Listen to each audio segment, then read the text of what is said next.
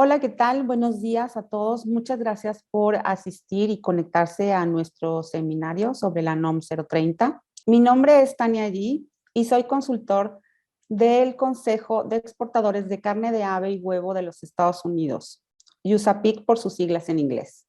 Este seminario es gracias al apoyo y patrocinio de Nebraska Soybean Board y nuestro objetivo es que ustedes conozcan esta norma que es obligatoria en México y que regula todos nuestros productos cárnicos. Estamos seguros que entendiendo esta norma y aclarando dudas, ustedes van a tener una herramienta para poder evitarse dolores de cabeza, sobre todo ahorrarse dinero en cuanto a detenciones y rechazos en frontera. Y esperamos que sea muy útil. Por favor, hagan todas las preguntas a nuestros especialistas en el tema. Las preguntas se harán mediante el chat, las contestaremos al final del seminario. Por favor, vayan conforme vaya dándose el seminario, las pueden ir poniendo en el chat. La presentación también cuenta con traducción simultánea. En la parte inferior derecha encontrarán un mundo donde pueden elegir el idioma que ustedes necesiten.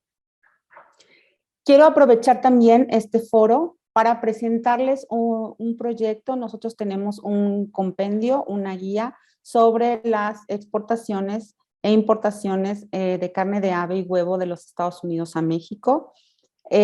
Aquí van a encontrar toda la información que necesitan. Realmente es una gran herramienta. Espero que la puedan utilizar. La van a encontrar en nuestra página web, que es www.usapec.org.mx. Y esta guía también contiene un apartado sobre regulaciones en donde encontrarán el tema de hoy, que es la NOM 030. One of the projects that we have been working on since 2019 under the sponsorship of Nebraska Soybean Board is the Export Guide for Poultry Meat and Egg Products. It is designed by USAPIC in collaboration with the Mexican Confederation of Associations of Customs Brokers, CAAREM, and the Mexican Animal Health and Food Safety Agency, SENASICA. The objective of this guide is that the exporter and importer can find everything they need to know in one place in order to reduce delays on their operations from the United States to Mexico. The guide is designed in the order in which the export and import process is done in practice. We have found that between 70 and 80% of the problems of loads at the border are documentary, which represents millions of dollars in losses. With this guide, you can solve this situation from the origin. There are two ways to access this guide. The first is with the link usapiccompendium.org, and the second through our official website www.usapic.org.mx. You must locate in the navigation menu the Export Compendium section and click on it. The guide is available in English and Spanish. When navigating, you will find two icons which represent each protein: poultry meat and egg. Poultry meat is divided into three sections: ABC of the export, poultry meat, and tips and recommendations. Within poultry meat, there are 5 phases that you should consult to minimize the risk of load rejection. They are classified as follows. Phase 1. Export requirements and documents. Contains everything the plant of origin has to do to export the product to Mexico. Phase 2. Shipment and/or load preparation. For regulatory compliance of packaging and labeling, visit this section. Phase 3. Arrival at the border. Click here to find out what happens when your product arrives at the Mexican border. Phase 4. Point of entry into the country. Here are described the actions taken by the two Mexican authorities involved: the Mexican Animal Health and Food Safety Agency, SENASICA, and the Tax Administration Services, SAT, the latter being the one that can determine if the load needs the second review. Phase 5. Detection of inconsistencies in goods. In this section, you will find the possible causes for rejection or detention of goods by the Mexican authorities. In addition, this guide includes the standards and necessary documentation to comply with the regulation correctly. Egg is the other protein covered in this guide and is organized as follows: table egg, hatching eggs, 3-day-old chicks, and egg products. Each of these sections include from origin processing plant, packaging and labeling, exporter-seller's process, arrival at the border, and detection of inconsistencies. This is complemented with general information in which you can consult regulations, list of importers, Incoterms 2020, import of samples, among others of importance to consolidate the export process and help reduce detentions and rejections of loads at the border. This guide can help you obtain benefits that will translate into time and money savings. We invite you to share this guide with your work team involved, such as the exports and logistics departments and/or warehouse. We work to support our partners and strengthen the U.S. poultry and egg industry. USAPIC. Let's team up to grow together.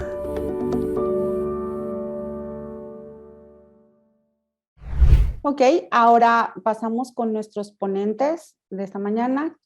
Quiero presentarles al médico veterinario zootecnista Francisco Jaime Sandoval. Él es graduado de la Universidad Autónoma de México, con 17 años de experiencia trabajando en Zagarpa, Senacica, en la dirección de establecimientos TIF. Cuenta con una amplia experiencia en requisitos nacionales e internacionales de sanidad e inocuidad para el comercio de productos agropecuarios. Es experto en auditoría de calidad de los procesos de producción agroalimentos con enfoque en análisis de riesgo en los alimentos y la alimentación. Actualmente es consultor en el rubro agropecuario y agroalimentario impartiendo asesorías y capacitaciones. También tenemos al licenciado Enrique Rebollar Rivera. Él es licenciado en Derecho, especialista en Derecho Fiscal y Derecho a la Alimentación. Cuenta con maestría en Derecho y dedicó su experiencia en el Senacica en cargos como secretario técnico de la Dirección General Jurídica, subdirector de Regulaciones de Inspección, director de Programas de Inspección y director de Supervisión y Desarrollo de Programas de Inspección, donde tuvo la oportunidad de participar en la renegociación del TEMEC. Actualmente es director general de la Asociación Mexicana de Puntos de Inspección Sanitaria, una asociación civil que busca fortalecer junto con SADER el sistema de inspección. También presta asesoría jurídica a diferentes organismos cúpula del sector agroalimentario. Muchas gracias a los dos. Esperamos que puedan aprovechar toda la experiencia y lo que nos van a presentar ahora. Empezamos con el licenciado Enrique Rebollar. Adelante, Enrique. Gracias, Tania. Muy buen día a todos. Espero que se encuentren excelentemente. Aprovecho para agradecer a USAPIC y al Nebraska Soybean Board por la oportunidad de dar algunos comentarios sobre esta norma tan importante. Y sin más preámbulo, quisiera empezar a comentar sobre las generalidades de lo que es una NOM. Creemos que es muy importante para todos ustedes que sepan exactamente las características, la jerarquía y todo lo relacionado a esta norma, empezando por el tema regulatorio. ¿Por qué es aplicable esta norma y por qué es tan relevante el que la conozcan? En primera instancia, comentarles que esta norma es una norma oficial mexicana, se les conoce como NOMS, y fueron creadas por ahí del año 1994 a raíz del Tratado de Libre Comercio con México, Estados Unidos y Canadá. Se quiso, digamos, hacer un símil de lo que en el mundo son los estándares, y entonces por eso encontramos que todas las normas oficiales mexicanas tienen una estructura como de un estándar, un ISO, ¿verdad? En principio, estas normas oficiales mexicanas, decía la ley que las creó, se refieren a la información, requisitos, especificaciones, procedimientos y metodologías que permiten al gobierno mexicano implementar medidas destinadas a proteger el bienestar de su población, animales, plantas y medio ambiente.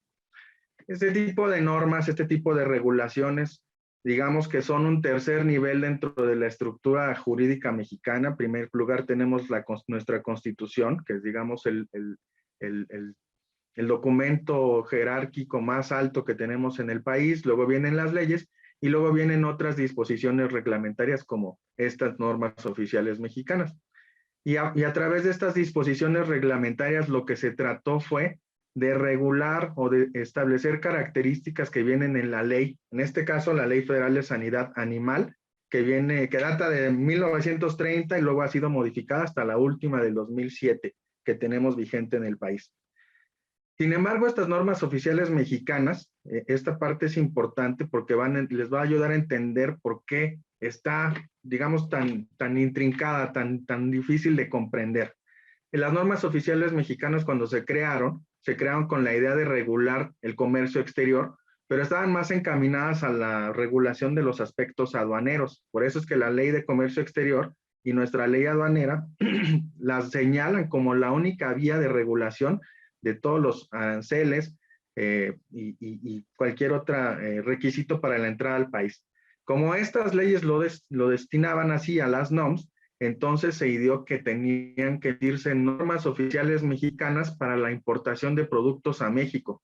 Y por lo tanto, los exportadores, importadores, agentes aduanales, brokers, tendrían que cumplir con esas disposiciones. Estas normas oficiales mexicanas tienen, digamos, la característica muy importante de que se trató de que fueran transparentes y darle el mayor principio de publicidad a las mismas, la máxima participación. Por lo tanto, para crear una norma oficial mexicana se requiere de un grupo, pues, multipartita. O sea, ahí, para la creación de las normas, intervienen las autoridades, intervienen las universidades, consejos técnicos, intervienen también las organizaciones de productores mexicanos, que esa parte también es importante que la tengan muy en mente, y también, pues, todo aquel que se sienta interesado en la misma tiene la posibilidad de participar a través de los procedimientos que establece la ley. Para dar, digamos, una especie de evaluación y de mejora continua a las normas, se precisó que estas deberían revisarse cada 5 años y modificarse con efecto de que no estuvieran dejándose, pues, al abandono y que en un momento dado fueran más carga que ayuda. Son obligatorias en tanto que son publicadas en el Diario Oficial de la Federación. Aquí en México es un requisito sine qua non, una obligación, que para que una autoridad pueda exigir algo al particular, tenga que estar publicado en el Diario Oficial de la Federación. Este comentario también guárdenlo porque en algunas láminas posteriores vamos a platicar de algunas otras disposiciones que no están publicadas en el Diario Oficial, pero que sí también son aplicables, digamos, en beneficio del comercio exterior. Y finalmente comentarles que, así como estas NOMS se crearon con la finalidad de darle cauce al Telecán, al NAFTA, en los años 90, ahora con la nueva renegociación del tratado y pues ya la entrada en vigor del TEMEC, se creó y se publicó una nueva ley que regula las normas oficiales mexicanas, que es la Ley de Infraestructura de la Calidad, que después de hacerle un análisis podrán entender que solamente el 90% de la nueva ley es una calca de lo que venía en la Ley Federal sobre Metrología y Normalización.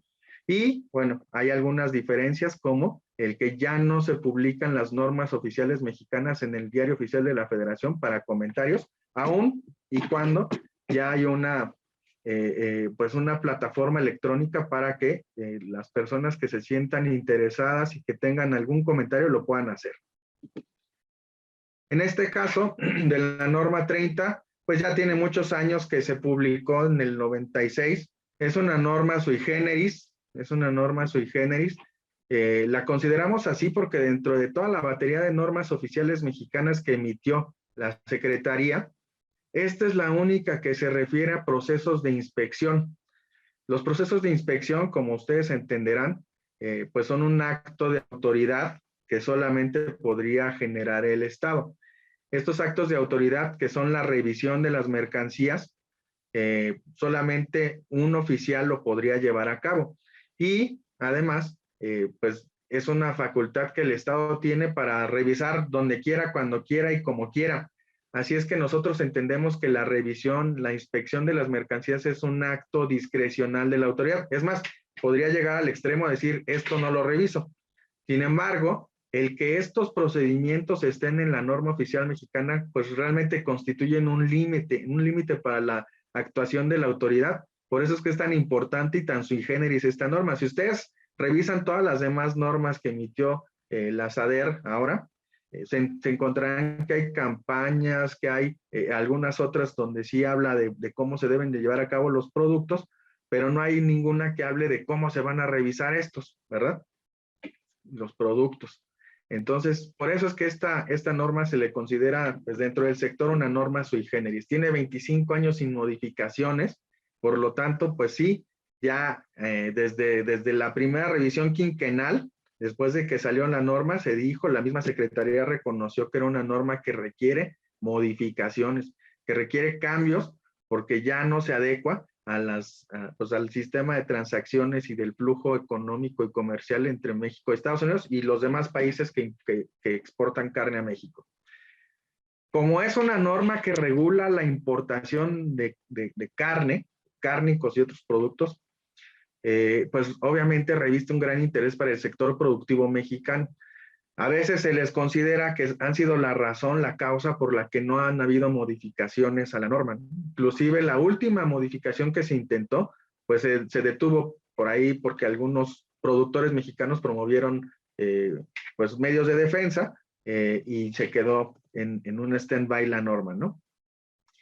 Sin embargo, pues cada que hay oportunidad, el mismo gobierno mexicano, la Secretaría muy atenta y decididamente dice, bueno, vamos a tratar de modificar esta norma. Y entonces, pues sabemos que hay por ahí un proyecto de modificación y que, bueno, es importante comentar que una vez que se haya gestado este proyecto, anteproyecto de modificación a la norma, pasará a ese portal que mencionaba yo, ese portal electrónico de la Comisión Nacional de Mejora Regulatoria, donde todo el mundo no necesitan pues demostrar un interés, o sea, cualquier persona que quiera, desde cualquier parte del mundo puede entrar al portal y establecer comentarios ahí sobre el proyecto que se va a presentar. Una vez que esto sea, digamos, aprobado por la Comisión Nacional de Mejora Regulatoria, pues el proyecto de modificaciones a la NOM pasará a publicarse en el Diario Oficial y pues tiempo después ya entrará en vigor. Así es que recomendamos estar muy atentos a que se publique este pues anteproyecto en la comisión, en la CONAMER, para que cualquiera que tenga pues interés en hacer comentarios a este anteproyecto lo pueda hacer. Ahora bien, queremos también dar alguna información sobre qué es lo que implica el comercio entre nuestras dos naciones respecto a los productos en materia de USAPI. Digamos como generalidades, en el año 2019 entraron al país 334,974 cargamentos, entendiendo como cargamentos aquellos que se consignan a través de un certificado. Y en el 2020 bajó un poquito y solamente entraron 321,379 cargamentos al país. Se emitieron esa cantidad de certificados. En materia zoosanitaria,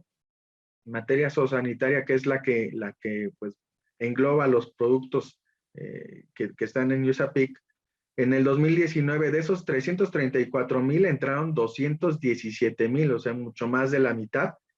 Y de esto, pues obviamente el 80% tiene que ver con cárnicos. En el 2020 es un número de 198,627 de los 321,000 que entraron de todas las mercancías, incluyendo vegetales, fármacos, etcétera. Entonces, como pueden ver, el mundo de mercancías, de flujo, de trámites que se están llevando a cabo, pues son muy grandes, ¿no? Aquí hay una peculiaridad, que es que en México, todas las mercancías, o sea, esos 321,379 trámites que se atendieron en el 2020, todos esos 321,000 se tuvieron que pasar a un punto de inspección a que se revisaran. Eso obviamente pues nos alerta de que tenemos que estar atentos al tema de la infraestructura, de los puntos de inspección donde pueden llevar a sus mercancías a revisar, porque es una parte importante del proceso de importación. Para Senacica, la importación, la emisión del certificado internacional está compuesto de 3 elementos, que en unos momentos vamos a ver cómo se interrelacionan, pero son realmente una revisión documental, que ahora se hace todo a través de la ventanilla digital de comercio exterior. Esa revisión documental es, digamos, a través de los documentos escaneados. Una vez que se da un dictamen favorable, pues tienen que pasar a un punto de inspección a que se revise la mercancía de manera física. cada mercancía tiene, digamos, una forma diferente de revisarse, de acuerdo con estas guías operativas que tiene la Dirección General de Inspección Fitosanitaria. Y bueno, vamos a platicarles que hay 70 puntos de inspección en todo el país, 70 puntos para recibir mercancías de origen animal. En las aduanas de Colombia y Nuevo Laredo, que son, digamos, el punto focal donde entran la mayor cantidad de embarques de cárnicos, tenemos en la aduana de Colombia 6 puntos de inspección y en Nuevo Laredo 5. Seguramente ustedes ya los conocen y son realmente, el top de los puntos de inspección. Son realmente los que tienen la mejor infraestructura y los que tienen, pues, la mayor capacidad de atender este flujo de mercancías. También queríamos platicarles del número de plantas autorizadas por México para productos avícolas. De acuerdo con el SICPA, son 1,593 plantas que pueden pues, tanto producir como exportar y almacenar para México, que es una parte importante porque también en láminas posteriores vamos a platicar un poquito de algunas situaciones que han pasado en esta clasificación de plantas autorizadas por México para la exportación. El número de rechazos en general, que es también la parte importante de esta plática, fueron 151 rechazos en general de productos avícolas. Esto es solamente para productos USAPIC en el 2021. Y bueno, también queríamos hacer énfasis en el tema de los análisis toxicológicos. Solamente hubieron 3 rechazos por esta causa en 5 años, que es la información que tenemos. Toda esta información que les estamos proporcionando es información pública, es información oficial del mismo SENASICA. Entonces, ya entrando en materia de los rechazos, como nos fue solicitado, queremos platicar de cómo ha estado el tema de los rechazos en el país, sobre todo para productos avícolas. Estos números que ven en pantalla son especialmente para productos avícolas. Así es que ustedes pueden ver que el primer motivo de rechazos en las fronteras o en los puntos de entrada a México son, por ejemplo, las inconsistencias en los lotes. Y eso es algo que, bueno, lo hemos visto a lo largo de los años. Siempre ocurre que pues no hay una coordinación, una forma de platicar bien o de que los proveedores puedan pues evitar, ¿no? Evitar que se den estas situaciones. Entonces, en el 2016 hubieron 29 rechazos por esta situación. El 2020, 22, y este año ya van 59. Así es que, pues creo que empezamos a encontrar puntos álgidos donde podemos empezar a ver qué hacer para evitar pues perder dinero y perder tiempo innecesario, sobre todo en esta industria que siempre es just in time. Un rechazo siempre implica pues la pérdida de la línea de producción, etcétera, y pues sobre todo costos en logística, a veces multas, tiempo, la pérdida de la carga inclusive, ¿no? Otro punto importante que queremos resaltar es otro motivo de rechazo, que sería el segundo. Están catalogados de acuerdo a los rechazos de este año, así es que si ven por ahí algún otro, es por eso, porque son de este año. Con 31 rechazos este año ya, la inconsistencia en datos. Y esta es una parte importante porque, les decía yo, el trámite está dividido en 3 etapas. La revisión documental, la inspección física y la emisión del certificado para importación. Entonces, si no se cumple con esta primera parte de los datos, entonces hay un rechazo. Pero si saltamos esa etapa y luego los datos que ya se revisaron en la computadora, a través de la ventanilla, no coinciden con la mercancía, por ejemplo, fracciones arancelarias, el peso de la mercancía, a veces el certificado internacional trae un peso, la factura trae otro peso. Los lotes, ¿no? El certificado trae unos lotes y la otra documentación tiene otros, ¿no? Entonces, esta inconsistencia de datos, pues, es lo que ha generado también, pues, muchos rechazos. Esto sin identificación, pues, obviamente, No han habido muchos, a lo mejor esto se trató de un caso específico, pero lo quisimos poner aquí, porque ya este año ya llevan 24 rechazos por esta causa. Por defectos críticos, que digamos sería la parte más preocupante, pues de la importación, ¿no? De la mercancía, lo que más debería preocupar a las autoridades es pues que la mercancía venga mal.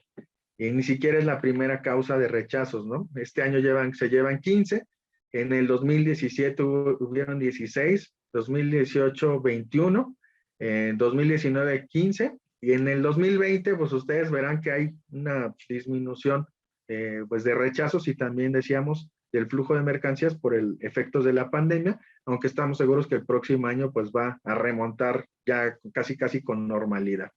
Aquí esta parte también, la que sigue, les quisimos platicar porque se nos hizo muy extraño, ¿no? Que hubiera presencia de suelo y que hubieran 12 rechazos por eso mismo. Entonces, a lo mejor ahí hubo un problema de contaminación en el origen. Entonces, también creemos que es importante que ustedes tengan conciencia de ello para pues, poner atención a todos estos puntos.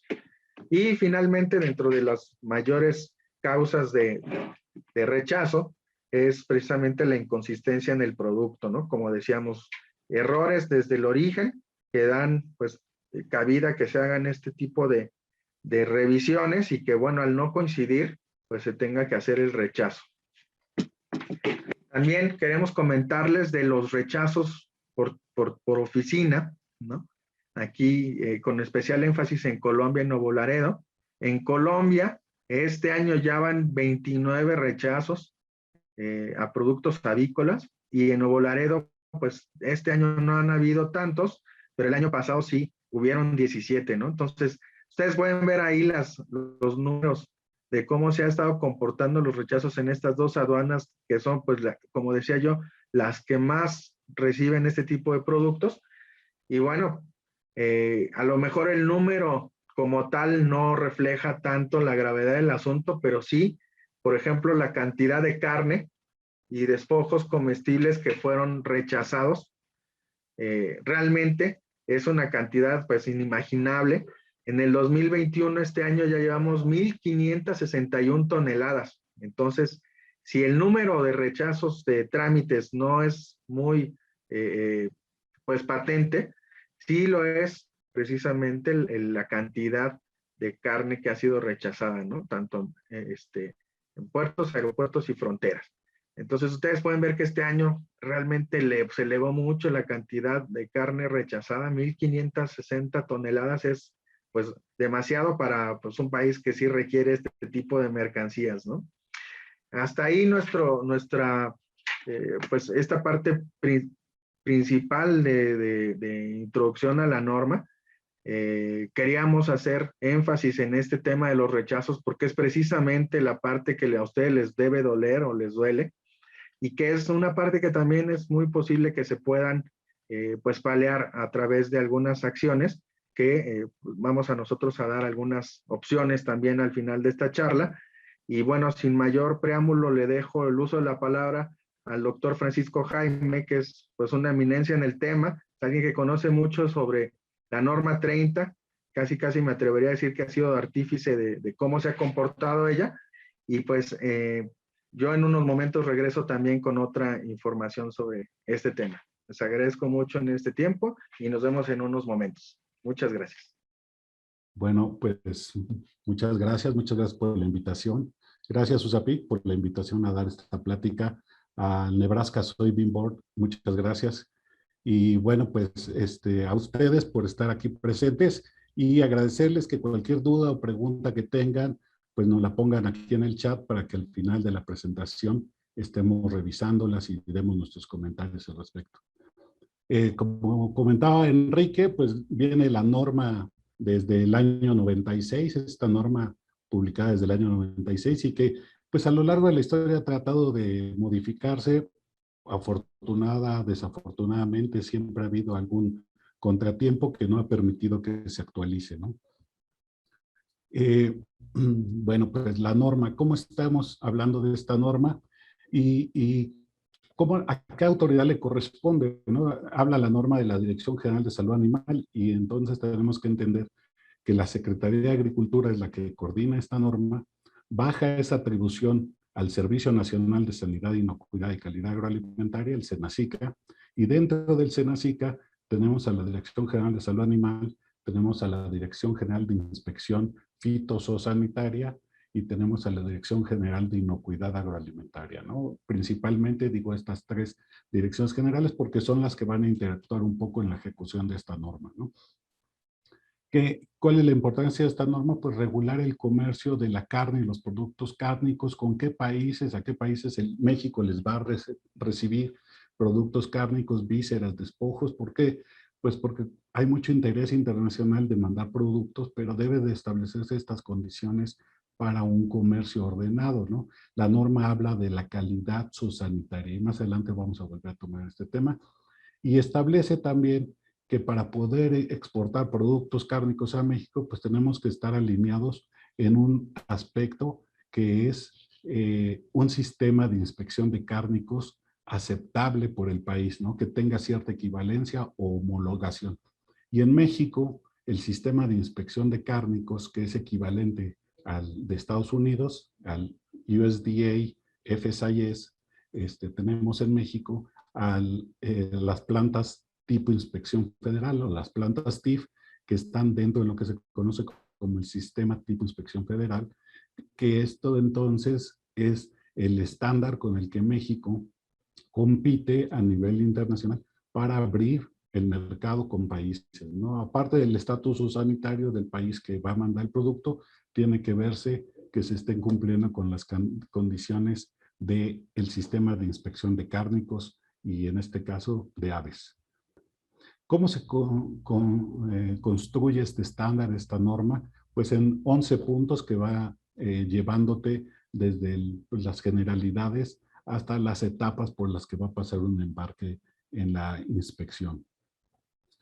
La norma en su inicio, como fue construida, pues tiene ciertos requisitos que con el paso del tiempo han ido cambiando, ¿verdad? Esta norma se construye sobre una ley federal de sanidad animal que fue publicada en 1993 y que de ahí retoma pues el quehacer de la autoridad, pero ya después en el 2007 se ha publicado una nueva ley federal de sanidad animal y estos requisitos pues ya no están tan alineados a esta nueva ley, ¿no?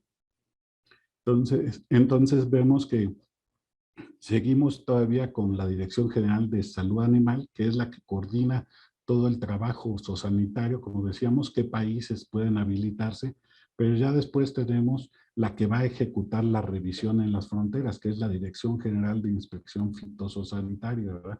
Puertos, aeropuertos y fronteras están bajo esta dirección. Y estas dos direcciones generales tienen que coordinarse para la ejecución de este programa, ¿no? ¿Qué también tenemos aquí? Pues las condiciones para establecer la aceptación o el rechazo de un producto y coordina también en cierta medida las tareas de autorización de los puntos de verificación, ¿verdad? O como comentaba el abogado de Preque, puntos de inspección, que es como se conocen actualmente, ¿no? Ok, las referencias normativas que llevaba esta norma, pues hoy en día ya han sido modificadas, ¿no? Por ejemplo, vemos la siguiente lámina, la norma del la NOM 004, pues ya ha sido cancelada, era la que establecía los requisitos de muestreo de residuos tóxicos y contaminantes dentro de la carne. Sobre esta norma 004, ya se ha sustituido hoy, desaparece la NOM y se crea un acuerdo que tiene ese nombre gigantesco que establece varias funciones, dentro de ellas, y lo vemos casi al final del nombre, el programa de monitoreo de residuos tóxicos en animales, ¿no? Y de los productos que son importados al país. Entonces, bajo estos estándares se publican los límites máximos de residuos que pueden tener un producto que en términos generales son muy equivalentes a los de Estados Unidos. Y aparte los métodos de muestra también los coordina y los muestreos. ¿Qué tamaño de muestra se tiene que correr dentro de los productos que se están importando o los productos que se elaboran en el país y que se comercializan, ¿no? También después está la norma 008 de la Secretaría Economía, que ahora la norma habla de la NOM 008 del 93, pero que ahora la vigente pues es una revisión y actualización que hubo en el 2002. Y esta norma establece el sistema de medidas, ¿verdad? En México tenemos un sistema métrico decimal sobre el cual todas las mercancías que entreguen a México pues tienen que venir en el sistema métrico decimal, ¿no? Kilogramos, hablamos de toneladas, pero con toneladas métricas, ¿verdad? La norma 009, esa sigue vigente, igual es una norma que regula el quehacer de lo que decíamos, el sistema TIF, los procedimientos o sanitarios de inspección de la carne. Esta norma del 94, la 009, pues sigue vigente, igual ha tenido intentos de actualización y bueno, pues ahí está, lleva un proyecto hoy en día de actualización. La norma 018, que ya se ha cancelado, esta norma habla de la autorización de médicos veterinarios externos, médicos veterinarios autorizados para hacer algunas tareas de inspección en apoyo a los médicos veterinarios oficiales, ¿verdad? Son médicos veterinarios en el ejercicio libre de la profesión que reciben una autorización de Senacica para colaborar con los médicos veterinarios oficiales. Y algunas de las atribuciones que estaban en las normas, pues hoy han quedado cubiertas, como decíamos, en la Ley Federal de Sanidad Animal del 2007, en lo que era la Ley Federal de Metrología y Normalización, que también la comentó el abogado, ya ha sido cancelada. Hoy existe una Ley de Infraestructura de la Calidad, que es la que está vigente, y el reglamento de la ley, ¿verdad? El reglamento de la Ley Federal de Sanidad Animal, también ese se publicó en el año 2012, viene a sustituir algunos de los requisitos que estaban en estas normas, ¿no? Por ejemplo, la norma 18, pues ahora ya queda reemplazada con parte de lo que es el reglamento, que ahí se habla del proceso de autorización de médicos. Las definiciones es la tercera parte de la norma, y bueno, aquí vemos algunas definiciones que son importantes por entender, ¿no? Cómo se está componiendo un embarque, ¿no? Y algunas instancias que van a participar, ¿no? Por ejemplo, aquí tenemos la definición de una canal, que canal es el cuerpo del animal desprovisto de las plumas, las vísceras, ¿no? Esta definición de canal, pues, varía ligeramente con otros documentos normativos, ¿no? La definición de carne, también tenemos algunas variaciones, pero aquí está una definición que es la que va a aplicar para este comercio. Y tenemos algunas definiciones que hoy en día pues tienen símbolos o significados muy parecidos, ¿no? Por ejemplo, el caso de despojos y vísceras, ¿no? Que en la norma se habla de vísceras como los órganos contenidos en la cavidad torácica, abdominal, pélvica o craneal o bucal, pero también despojos. Entonces tenemos aquellas partes comestibles que se obtienen del animal de abasto y que no forman parte de la canal. Es una definición que puede ser muy parecida. Hoy en día también se usa mucho el término despojos comestibles y despojos no comestibles. Bueno, pues estas son parte de las actualizaciones que se le deben de dar a una norma como esta, ¿no? La norma del 96 también establecía niveles de inspección para los embarques, ¿no? Todas las mercancías que llegan a México se tienen que inspeccionar al 100%, pero establecía que pues después de cierto tiempo, de cierto número de embarques, que si hoy lo vemos, pues es un número medio arbitrario, yo diría, porque si tienes de 1 a 50 embarques presentados en frontera, pues te van a inspeccionar al 100%. Ya cuando pasas de los 50 y llegas a los 100, te pueden inspeccionar la mitad de las cargas, y después de 100, pues a 150 ya nada más un 25%, ¿no? Pero en realidad, en el momento en el que haya un rechazo, pues tienes que regresar al nivel inicial de inspección, ¿no? Entonces, pensemos que todas las cargas que van a llegar a México tienen que inspeccionarse al 100%, así lo establece la autoridad, ¿no?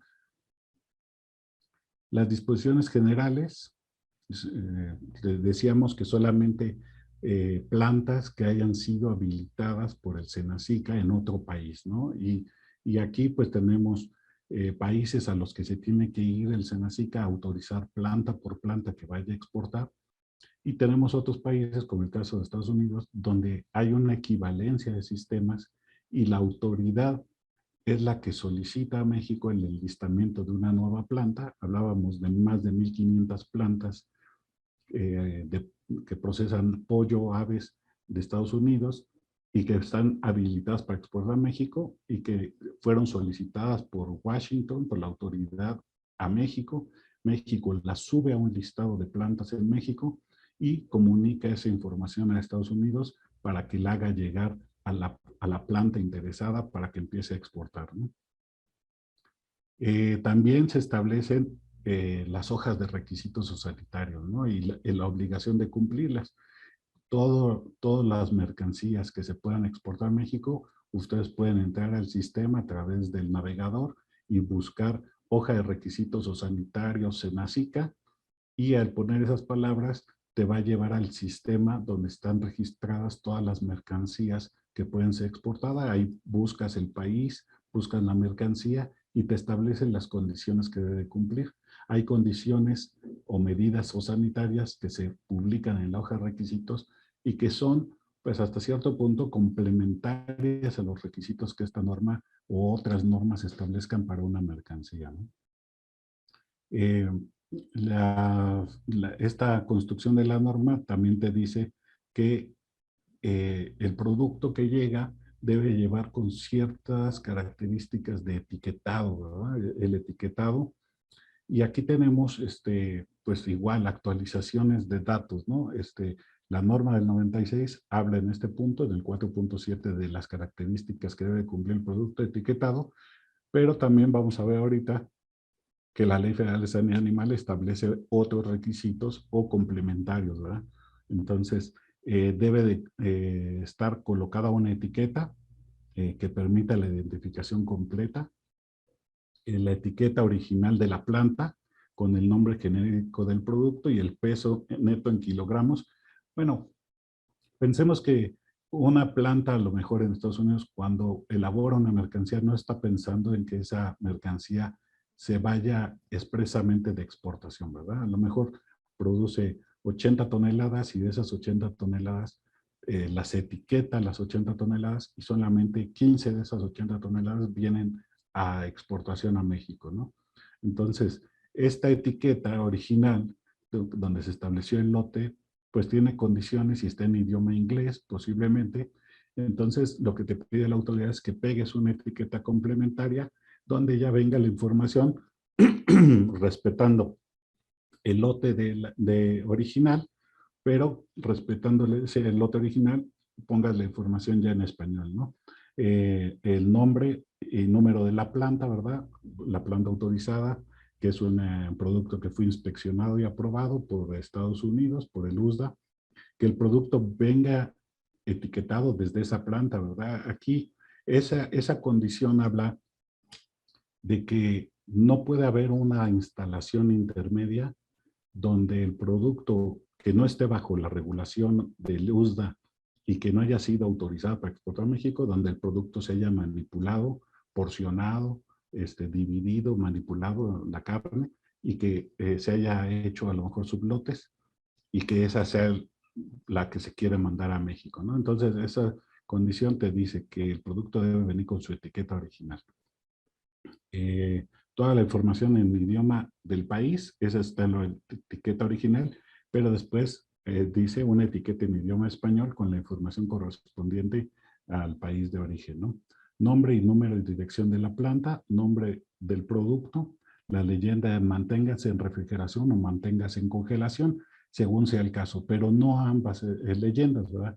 El producto que va refrigerado debe de decir su etiqueta manténgase en refrigeración, y el producto que viene en congelación se debe de tener en congelación, ¿verdad? ¿Qué pasa? México interpreta que si trae las dos leyendas, entonces puede prestarse a que si un producto está a punto de caducar, entonces lo voy a congelar para extender su vida de anaquel, ¿no? Esa es como una suspicacia que despierta para México el que estén las dos leyendas en el producto, ¿no? Más allá de ser una flexibilidad para el productor, es como una suspicacia en la calidad del producto, ¿no? Lo que se está generando. Entonces vamos a tener ahí que la etiqueta debe decir manténgase en refrigeración para producto refrigerado, manténgase en congelación para producto congelado y de preferencia se pone el rango de temperatura, refrigeración 0 a 4, en congelación por debajo de menos 18 grados, ¿no? Las cajas o combos deben conservar visiblemente el sello de inspección de la autoridad sanitaria competente, ¿verdad? El sello USDA con el número de planta en todo momento debe estar visible y no debe de aparentarse que se está cubriendo, tapando o se quiera enmascarar el dato, ¿no? Decíamos que en las disposiciones generales de etiquetado, pues actualmente el artículo 89 de la ley, pues establece aquí que otras características que son complementarias, ¿no? Por ejemplo, el punto 5 que habla de la fecha de producción o la fecha de sacrificio, en aves entendamos la fecha de sacrificio, pero después si va a una sala de corte, pues en qué día se cortó ese producto, se deshuesó, esa fecha tiene que estar, y después una fecha que es la fecha de caducidad o de consumo preferente, ¿no? Que es la vigencia de ese producto, la vida de ese producto. Bueno, pues para tener garantías en estas tres fechas hay que llevarlas bien documentadas, ¿no? La identificación en este caso, pues como son aves en grupo, ¿verdad? No hay una identificación individual, es la identificación de los lotes, parvadas, el lote, día de producción de esa planta, ¿no? Bueno, después de que se establecen las características del comercio, viene el proceso de verificación, ¿no? Y entonces la autoridad va a hacer un proceso de verificación, primeramente documental, es lo que hemos comentado, y ya después del proceso de verificación documental, pues nos vamos a ir al proceso de verificación en piso, ¿no?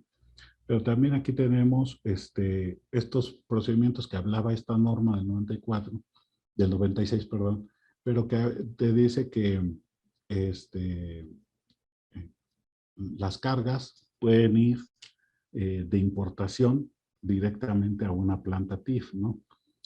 Hoy tenemos esto en realidad no se ha hecho. Actualmente se tiene un programa especial que se llama UCON, proveedor confiable o importador confiable, y en ese programa las cargas pueden pasar la frontera cuando la empresa está autorizada y llegar a descargarse hasta una planta TIF donde se inspecciona, se hace la inspección que se haría en frontera hasta el destino final de la mercancía, ¿no? Hay pocas empresas que están afiliadas en el programa OCON, tiene que ver mucho sobre la proveeduría de la mercancía, ¿verdad? Sobre la frecuencia, la obligación de tener a un médico que esté inspeccionando estas cargas, pero es una herramienta que algunas empresas han visto como útil para agilizar los tiempos que está en frontera para pasar una mercancía, ¿no? También la norma hablaba de la inspección en origen, o sea que inspectores mexicanos pudieran ir a un establecimiento en Estados Unidos, inspeccionar la carga y desde allá flejarse y pasar más rápidamente la frontera, ¿no? Pero pues igual tiene que ver mucho con el flujo, costos, y muchas empresas pues han visto que lo más fácil es la inspección en frontera, ¿no? Son partes que tiene la norma que contemplaba, pero que actualmente pues están en desuso o han sido sustituidas con otra herramienta. Hablábamos de los puntos de verificación. ¿Qué características debe tener un punto de inspección? Esta norma los dice, señala que la autoridad los debe de autorizar, los puntos de inspección y verificación los tiene que autorizar, y se les pide en esta norma que tengan un cuarto donde el médico que esté a cargo del punto de inspección tiene control de ese cuarto, tiene herramientas para hacer los cortes de la carne, para mandar la muestra al laboratorio de residuos tóxicos y tener controladas sus hojas de respaldo de estas muestras que son enviadas, ¿no? Entonces, vamos a la verificación, inspección, como actualmente se conoce. La Ley Federal de Sanidad Animal del 2007 ya no habla de verificaciones, habla de las inspecciones de las mercancías.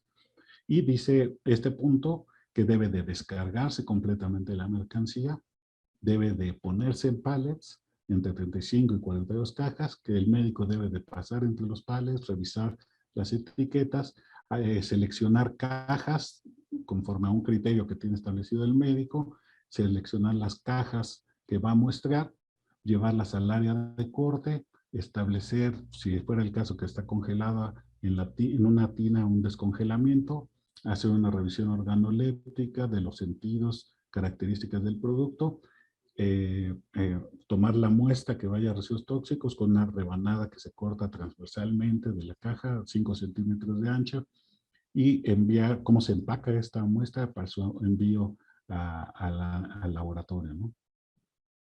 Aquí, por ejemplo, tenemos las características de los embarques. Este punto es importante en el caso de aves, sobre todo porque es básicamente el criterio con el que se van a inspeccionar combos, ¿verdad? Y te habla de cuántos defectos puede tener un lote, un producto, ¿verdad? Y esta tabla es un poco ambiciosa, ¿verdad? ¿Por qué? Porque te dice que si sea tu lote de importación de 2 toneladas o sea de 250 toneladas, tú no puedes tener más que un defecto crítico y te va a representar que tu carga sea rechazada, ¿verdad? Entonces, eh, no hay tolerancia en realidad con los defectos críticos. La norma es muy rígida en ese aspecto. En los mayores, pues vemos una ligera tolerancia, ¿verdad? Te permiten, por ejemplo, si estamos hablando de un lote entre 10 y 15 toneladas, que tengas 2 defectos mayores, y si tienes 3, pues ya es motivo de rechazo, ¿verdad? Y en los menores, que viene en esta columna que se llama total, porque aquí te totaliza críticos mayores o menores, pues si tienes 18 defectos menores, ciertos defectos sí se pueden considerar como menores, otros no, otros todos son críticos, ¿verdad? En el caso, vamos a ver más adelante, la descomposición, cualquier descomposición es crítica y es rechazo completo, ¿verdad? Y defectos menores, pues si tienes 18 defectos menores, pasas, 19 ya no, ¿verdad? Creo que es una tabla muy rigurosa. Podría haber un criterio más flexible a publicarse en futuras herramientas, ¿verdad?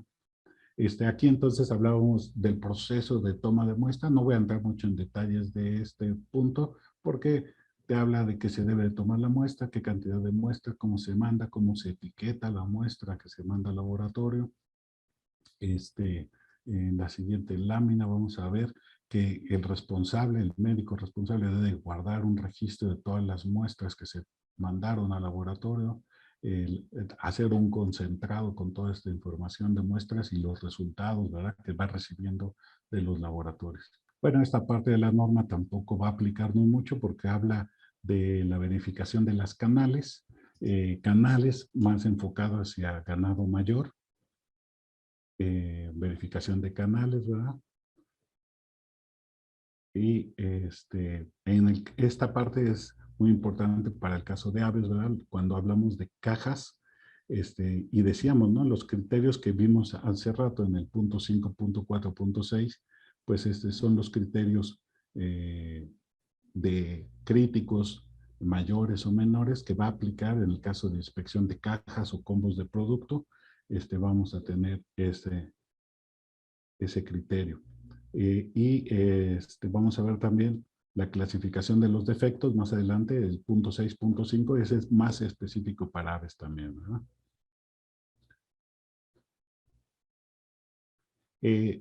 Cuando hablábamos de etiquetado, también quiero comentar que pueden revisar en la página de FSIS la Export Library y complementar estos requisitos que ustedes van a ver en la norma y en el reglamento con algunos comentarios que la autoridad ha subido para facilitarles a los exportadores este comercio.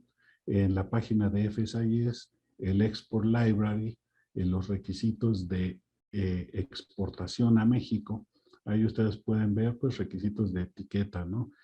Ahí, por ejemplo, se habla de que es preferible que pongas una etiqueta bilingüe, ¿no?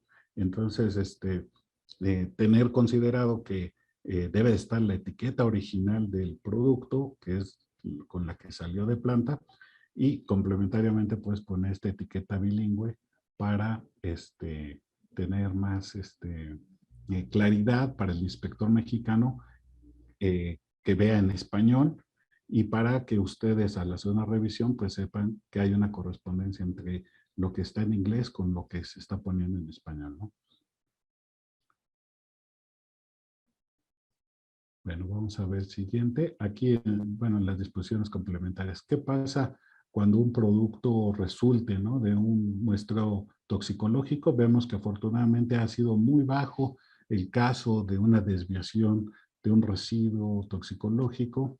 La norma no establece hasta la fecha requisitos microbiológicos para las mercancías. Esa es otra ventaja, ¿verdad? Pues porque no estamos inspeccionando microbiológicamente las cargas que están entrando, ¿verdad? Se ha dejado hasta cierto punto como un requisito comercial entre ambas partes, pero la parte toxicológica sí la revisa mucho, ¿verdad? El uso residuos de medicamentos veterinarios, pues en esta parte, si hay un rechazo, pues las cargas que entran a México no se van a retener. Solamente cuando haya un caso positivo, entonces se va a proceder a la retención de las siguientes cargas, ¿no? Esa es una parte muy importante que tengan presente, ¿no? La norma también es poco tolerante a los defectos, ¿verdad? Hemos visto.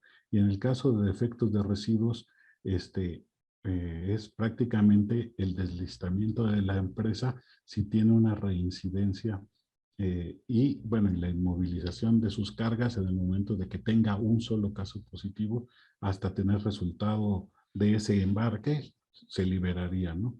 Pero al tener dos defectos críticos, como es el caso de residuos toxicológicos o otros defectos críticos, la planta se deslista y ya no puede mandar ningún producto. Todos los costos del muestreo pues corren por cargo del importador. Él es el que paga esos muestreos, no los paga la autoridad. Se mandan al laboratorio con el que se tenga acuerdo comercial entre el punto de inspección y se le transfiere ese costo al importador, ¿no? Bueno, los defectos críticos, bueno, prácticamente coágulos y contusiones, esto aplica mucho para la parte de canales, ¿verdad? Canales mayores, no es tan aplicable para el caso de aves. Fragmentos de hueso, pues igual, ¿no? Habla de astillas de hueso cuando es crítico, de qué tamaño, ¿verdad? Cuando es un defecto mayor, que puede ser hasta de 4 centímetros, y cuando es un defecto menor. Cartílagos tampoco es un punto que aplique tanto para el caso de aves. Aquí es donde podemos tener ya aplicación para el caso de aves, ¿verdad? Canales, carcasas de ave que vengan con ingesta o con restos de materia fecal. En cualquier cantidad es un defecto crítico. Y aquí hay casos muy sorprendentes, ¿no? Una empresa que traía un histórico muy aceptable, ¿verdad? Y de repente tiene un rechazo, carcasas embarradas, sucias, con materia fecal. Se presenta un rechazo. Ese rechazo es notificado de la frontera hacia oficinas centrales de la Dirección General de Inspección Fitosanitaria.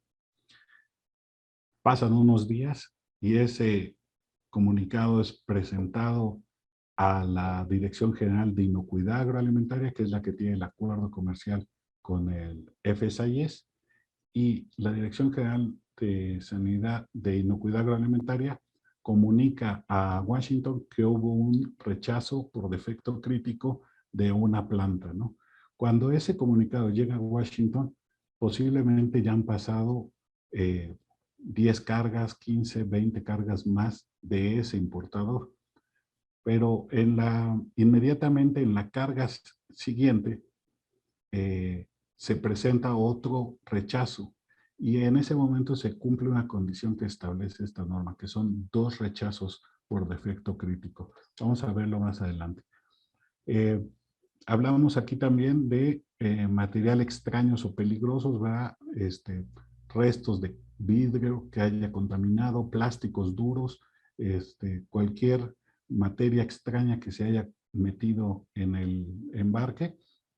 También habla de materia extraña no peligrosa. Bueno, pues aquí también establece características que yo veo mucho que esto se alinea más hacia la parte de ganado mayor, pero el 6.5.9, pues aquí nos habla especialmente de plumas, pelo, lana o piel, pero en el caso de plumas, en cantidad que afecte seriamente la calidad del producto. Y hemos visto y ha habido rechazos de alguna empresa por pluma, ¿verdad? Pluma sobre todo en la falange final de las alitas de pollo, llegan a traer plumas. Hay que hacer un buen aliño de una buena limpieza de las alitas para que no venga presencia de pluma.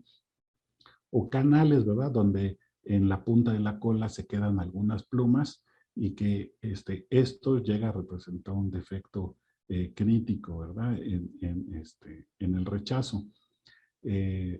Bueno, pues esta empresa tuvo igual 2 defectos críticos que se presentaron simultáneamente y queda deslistada, ¿no? Y para recuperar su estatus de planta exportadora para México, pues tiene que hacer una serie de procesos, más adelante lo comentaré, que es reenlistarse, pedir a Washington el reenlistamiento, solventar la desviación que se detectó y en ese momento puede recuperar su estatus de exportadora cuando Washington determina que la planta ya cumplió, que sí solventó la desviación, que es en este caso de defecto por plumas, pues requiere, incluso en este caso particular, requirió la compra de nueva maquinaria porque la máquina que se tenía ya no estaba haciendo bien el trabajo, se compró nueva maquinaria para poder retirar la pluma y hasta que la empresa corrigió esa desviación recuperó su estatus de exportador a México, ¿no?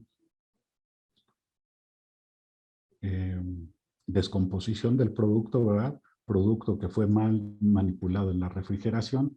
En el caso de combos principalmente, el centro térmico de la carga pues alcanza una temperatura de 8 grados, 9 grados, y la parte exterior sí queda refrigerada, pero en un proceso de inspección como se hace en frontera, pues se revisa el centro y se detecta el olor a descomposición y se han mandado rechazos por esta característica, ¿no?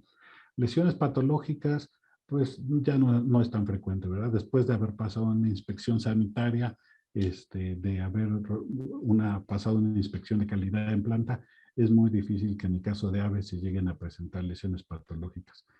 Manchas o áreas decoloradas, pues esto posiblemente por un mal refrigerado podría haber un defecto en el caso de aves, pero es prácticamente también, no es una característica de los rechazos. Bueno, tenemos una categoría que aquí habla la norma de otros defectos y por ahí cuando veíamos los casos, pues hay defectos que no están todavía muy identificados por qué se debe el defecto, pues entran en esta categoría de otros defectos, ¿no? En canales, igual esta parte del 6.6 se aplica para la revisión de canales, no aplica para aves, la clasificación de los defectos en la inspección de canales. De hecho, el comercio de canales entre Estados Unidos y México, pues cada día ya no es una opción, ¿verdad? Se comercializa principalmente el producto en cajas de producto o en combos, ¿no? En canales ya esta parte ha quedado un tanto obsoleta. Los defectos mayores en canales también no aplica tanto y defectos críticos en canales. Bueno, aquí el 6.7 dice que igual lo de residuos tóxicos, ¿no? Cualquier defecto que esté fuera de límites tóxicos es motivo de rechazos. Entonces, en rechazos veíamos aquí pues que se van a sancionar los rechazos, pero este es el 7.5 es el que les comentaba. 2 embarques rechazados por defectos críticos, se procederá a la cancelación de la aprobación de la planta de origen, ¿verdad? En ese momento que tiene 2 defectos críticos, se notifica a Washington que la empresa queda deslistada, se baja del SIGPA. El SIGPA es el sistema donde están acreditadas todas las plantas. Ese sistema lo actualizan en oficinas centrales de Senacica, pero los inspectores en frontera entran en el SIGPA y ven que la planta, dentro de la revisión documental que hacen, que la planta de la que viene ese producto sí está en el SIGPA, en el sistema de plantas autorizadas de Estados Unidos, ¿no? Sí, perdón, el sistema de acreditación de plantas autorizadas de cualquier país están en ese sistema, en el SIGPA. Los rechazos se documenta, ¿verdad? Y la mercancía que fue rechazada, de acuerdo a lo que señala la norma, debe de ser etiquetada la documentación y la mercancía como rechazada. Y esto, pues, definitivamente inhabilita esa carga para que pueda ser presentada en otro puerto, en otra frontera, tratar de pasarla por otra frontera, ¿no? En el momento en el que una planta tiene 2 defectos críticos, también se boletina que está rechazada, se baja del SIGPA y en ese momento, pues aunque la carga se presente por otras fronteras, ya no puede pasar, ¿verdad? Bueno, pues prácticamente ya los puntos de cierre, el punto 8, el 9, el 10 y el 11, pues igual son, ya no son tan operativamente. Las sanciones, pues la Ley Federal de Sanidad Animal establece sanciones para los defectos. Y esta misma norma dice el deslistamiento de una empresa cuando tiene 2 defectos críticos.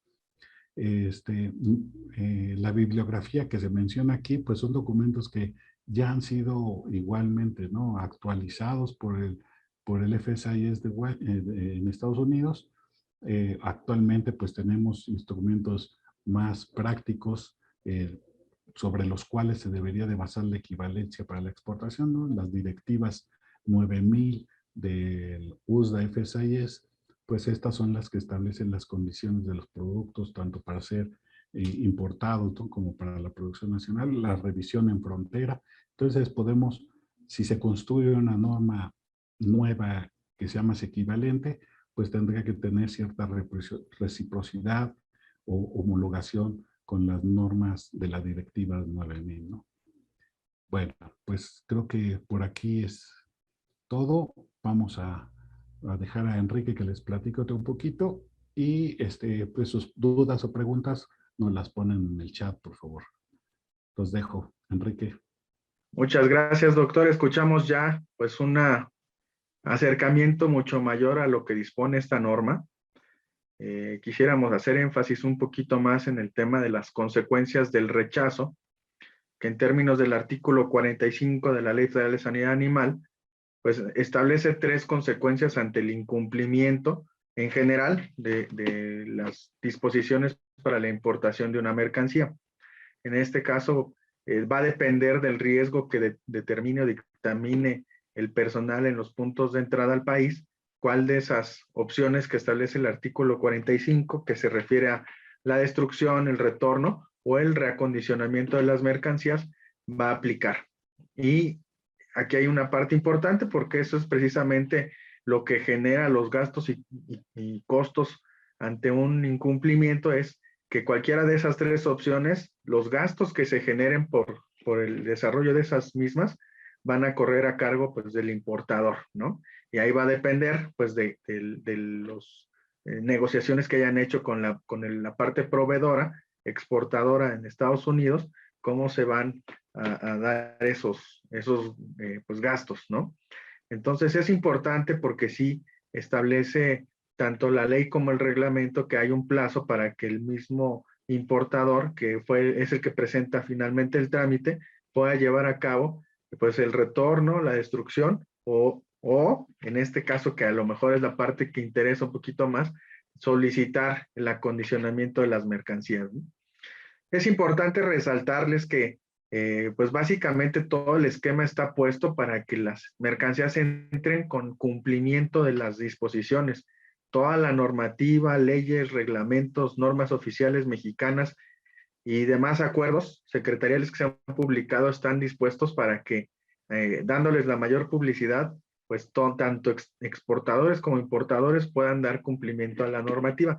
De tal forma que el SENACICA, la Secretaría de Agricultura, pues no están, digamos, como construidas o confeccionadas para que pues se atiendan trámites en los que no se ha dado cumplimiento a la normatividad, porque pues ya se da cumplimiento a los compromisos internacionales de poner toda esta información, inclusive en vías electrónicas, para que desde cualquier parte del mundo pues los interesados tengan conocimiento, ¿no? Entonces, realmente es algo muy complicado, y se los comento desde la posición de la experiencia, que una vez que llega un cargamento y no da cumplimiento a todas estas disposiciones en lo documental o en lo físico, se pueda revertir la decisión del rechazo, ¿no? Pues es realmente muy complicado y yo diría que es casi excepcional. Así es que por eso es la importancia de este tipo de seminarios y la explicación, pues tanto de los pues, requisitos físicos que debe cumplir la mercancía como los documentales, ¿no? Otra parte importante de este rechazo es, como ya comentaba el doctor, en el expediente de la planta va a haber un tache, ¿no? Y una vez que se juntan dos taches, se enfrentan a un posible deslistamiento. Aquí la parte importante que queríamos también destacar es que hay muchas empresas que dan, digamos, obtienen una autorización para exportación a México como plantas autorizadas y luego venden el producto a algunas otras pues plantas que están o establecimientos que están autorizados, pero con la calidad de almacenaje, ¿no? Para almacenar el producto. Luego estas mismas plantas, intentan hacer la exportación a México cuando ya el producto ya tiene tiempo de haber salido de la producción. Entonces eso a veces ha generado pues un desfase en tiempos, fechas, etcétera, y pues la normativa no ha sido, digamos, exhaustiva en regular este tipo de situaciones, de tal forma que cuando se da algún rechazo por alguna de estas plantas que dan o que envían los productos como almacenadoras, pues la investigación que se genera, los taches, etcétera, pues se les dan inclusive desde la planta de producción. Entonces, esto es algo muy importante que tienen que tomar en cuenta para que no les suceda y pues a lo mejor ahí es muy importante que tengan también los sistemas de trazabilidad establecidos y en marcha y funcionando y operativos para que ante cualquier cuestión de esta puedan tener oportunidad de pues, demostrar su inocencia, ¿verdad? Porque al final se hace una investigación y ya el SENACICA determina efectivamente pues de quién fue la culpa, quién presentó el problema y es la planta autorizada que se le va a deslistar del SICPA. Y como bien decía el doctor, una vez que se deslista del SICPA, que ya se elimina ese registro del sistema, este sistema está vinculado electrónicamente a la ventanilla digital de comercio exterior, de tal forma que no va a haber oportunidad, ya no va a haber mecanismo para que alguien que quiera exportar de esa planta lo pueda hacer porque no va a estar en posibilidad de elegir la planta exportadora en el sistema. Entonces, literal, no va a hacer falta ni siquiera que el SENACICA les diga que no, porque electrónicamente ya no lo van a poder hacer. Entonces, esas son algunas consecuencias del rechazo. Por supuesto que los costos de traslado, logística, sanciones comerciales, etcétera, pues están ahí involucradas. Pero en el tema sanitario, pues sí, ahí también estos rechazos dan pie a que ante las negociaciones internacionales, como han sido el TEMEC y las que son de manera bilateral con Estados Unidos y las agencias reguladoras, cada año que se hacen estas negociaciones y reuniones, pues se sacan a la luz todos estos rechazos que han habido y las causas por las cuales se dieron. Ahora quisiéramos también mencionarles, ya platicamos sobre la norma oficial mexicana, decíamos que es una norma vigente y obligatoria, pero también nos fue solicitado platicar un poquito de las guías operativas del SENACICA, que en realidad es una sola.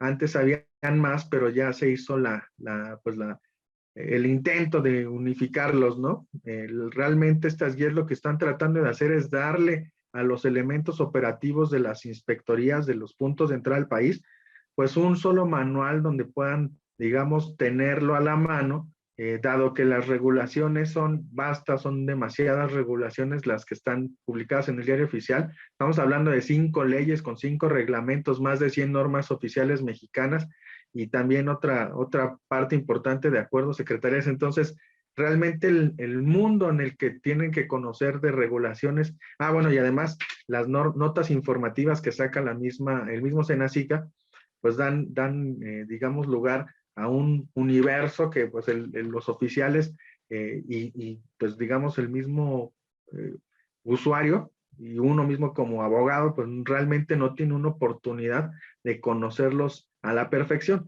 Entonces esta guía comercial, esta guía operativa, lo que se intentó fue tomar todas esas regulaciones y clasificarlas por tipo de producto para que fuera un poquito más fácil el aplicar todas las disposiciones en los puntos de entrada. En términos, la verdad es que es una guía muy extensa, tiene más de 100 hojas. Por supuesto que les vamos a dejar a través de Tania todas las direcciones para que ustedes puedan hacer consulta directa de la guía, la última, la vigente. Y especialmente para los productos que nos interesan, hay algunas consideraciones. Por ejemplo, para el huevo, establecen, como les decía, como no hay otra norma que diga esto es lo que se tiene que cumplir, a veces se usa esta guía operativa para darle, digamos, una especie de homologación a todos los criterios que tienen. Seguramente ustedes sabrán que a veces es diferente la forma en que se inspecciona en un punto de entrada que por donde ustedes pasan, ¿no? Y muchas veces dicen, oye, ¿por qué allá le hacen así y acá le hacen de otra forma? Estas guías lo que tratan de hacer es precisamente homologar todos esos criterios. Por ejemplo, aquí en el caso del huevo decía, hay criterios para decir, oye, a ver, así como decía el doctor hace unos momentos en la carne, si tiene una mancha, si tiene materia fecal, etcétera. En esta guía se puso también este tipo de criterios para el huevo.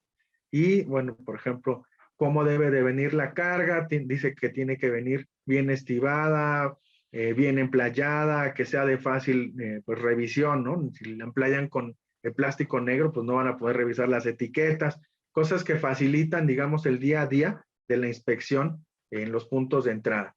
Igualmente en carne, canales, vísceras y despojos de importación, esta guía lo que hace es retomar lo que establece la Ley Federal de Sanidad Animal, el reglamento, la norma oficial mexicana que acabamos o que estamos platicando, y algunas otras disposiciones para que día a día pueda ser más fácil esta importación.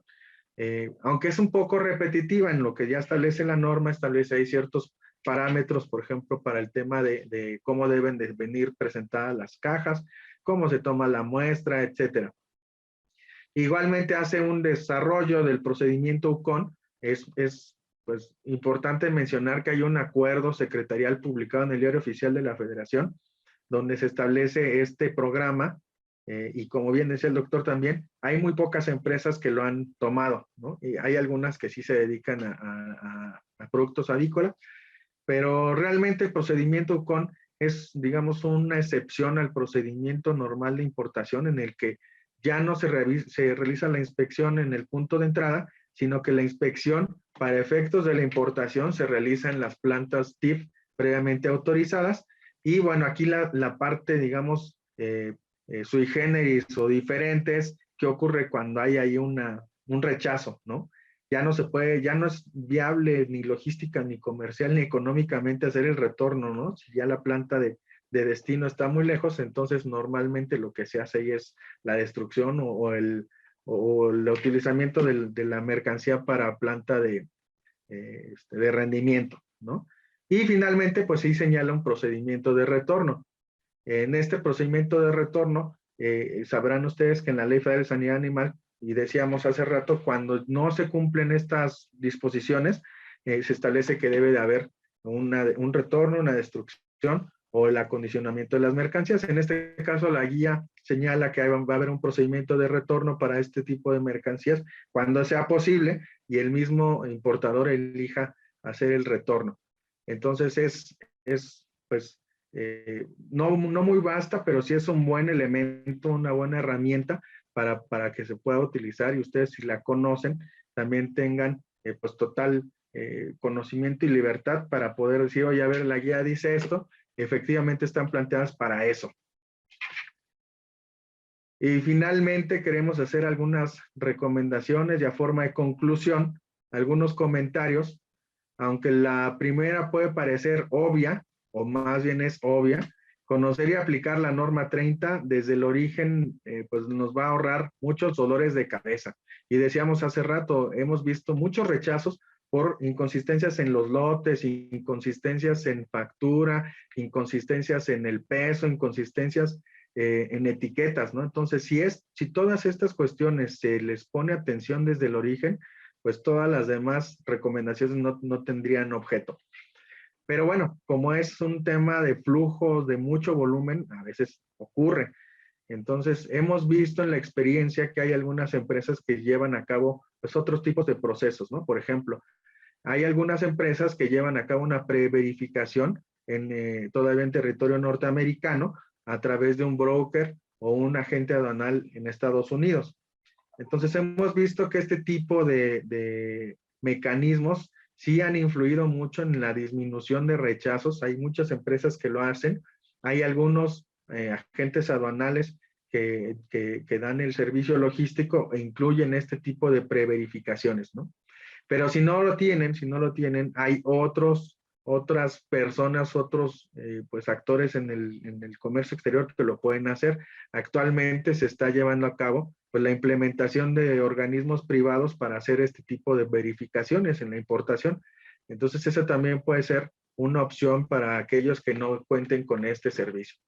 Tercer punto, que es algo pues muy importante, la revisión de los requisitos y la negociación internacional. Como decíamos, si esta norma tiene 25 años, pues creo que ya es necesario, ya es pues momento de que se lleve a cabo una negociación internacional entre ambos países para que pues eliminen ciertas barreras que a lo mejor tuvieron lógica en el 95, 96, pero ahorita ya han quedado superadas, ¿no? Entonces eso también es pues una recomendación que hacemos para que se analicen cuáles son los puntos que están dando mayor pues dolores de cabezas y poder hacer una negociación. A lo mejor, pues siendo tanto tiempo conocidos ambos países y sus sistemas, hay algún punto de negociación en el que se puedan eliminar este tipo de cuestiones. O a lo mejor facilitar un mecanismo, dado que ya se están comunicando los sistemas electrónicos del comercio exterior, pues hacer algunos mecanismos para mejorar la atención de los problemas en el etiquetado, en los certificados, etcétera, ¿no? Otra figura que se puede proponer es la inspección en origen. Ya mencionaba el doctor que pues ha caído en desuso.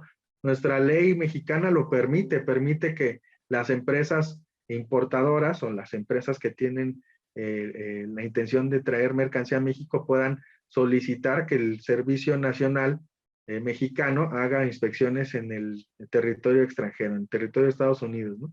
Esto pues a lo mejor a veces es un poquito, bueno, la única cuestión es que ahí genera costos extra, pero a veces es mejor cuando este costo que el de un rechazo, ¿no? Que hemos dicho pues es realmente oneroso.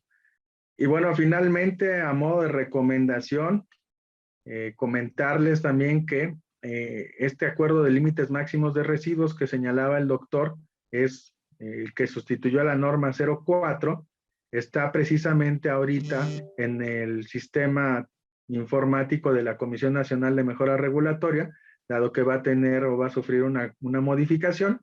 Y bueno, hemos detectado por ahí algunos comentarios, tanto de la industria nacional como de pues, algunos interesados, que creemos que son, pues, es necesario que la membresía haga una revisión de los mismos para evitar pues, cualquier sorpresa. Entonces, se los dejamos como comentario. Y bueno, pues por mi parte sería todo. Les agradezco mucho la atención a nuestras exposiciones y pues quedamos atentos a cualquier duda o comentario. Muchas gracias.